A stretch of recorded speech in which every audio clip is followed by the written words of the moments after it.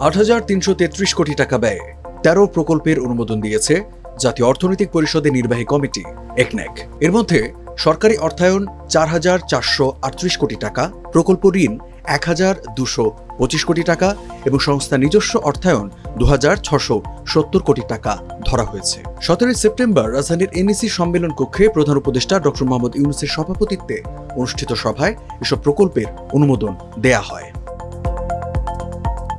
সভায় অনুমোদিত প্রকল্পগুলোর মধ্যে বিদ্যুৎ ও জ্বালানি মন্ত্রণালয়ের ৩টি প্রকল্প রয়েছে।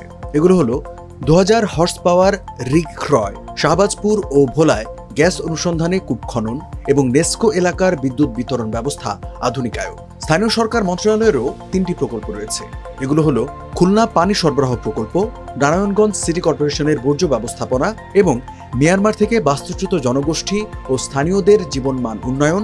এছাড়া রয়েছে মহিলা ও শিশু বিষয়ক মন্ত্রণালয়ের তথ্য আপা প্রকল্পের ৩য় সংশোধনী, শিক্ষা মন্ত্রণালয়ের ঢাকা প্রকৌশল ও প্রযুক্তি বিশ্ববিদ্যালয়ের গবেষণাগার আধুনিকায়ন, বাণিজ্য মন্ত্রণালয়ের এক্সপোর্ট কম্পিটিটিভনেস ফর জবস, দুর্যোগ ব্যবস্থাপনা মন্ত্রণালয়ের উপকূলীয় এলাকায় ঘূর্ণিঝড় আশ্রয় কেন্দ্র নির্মাণ, বস্ত্র ও পাট মন্ত্রণালয়ের Jamuna specialized jute and textile mill, বেসামরিক বিমান পরিবহন ও পর্যটন মন্ত্রণালয়ের সিলেট ওসমানী আন্তর্জাতিক বিমানবন্দর সম্প্রসারণ এবং গৃহায়ন মন্ত্রণালয়ের মিরপুরে সরকারি কর্মচারীদের জন্য বহুতল আবাসিক ফ্ল্যাট নির্মাণ প্রকল্প।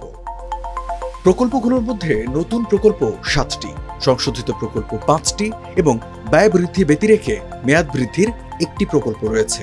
সরকারের মতে এসব প্রকল্প বাস্তবায়িত হলে দেশের অর্থনৈতিক প্রবৃদ্ধি ত্বরান্বিত হবে এবং সামাজিক উন্নয়ন সূচকেও ইতিবাচক প্রভাব পড়বে।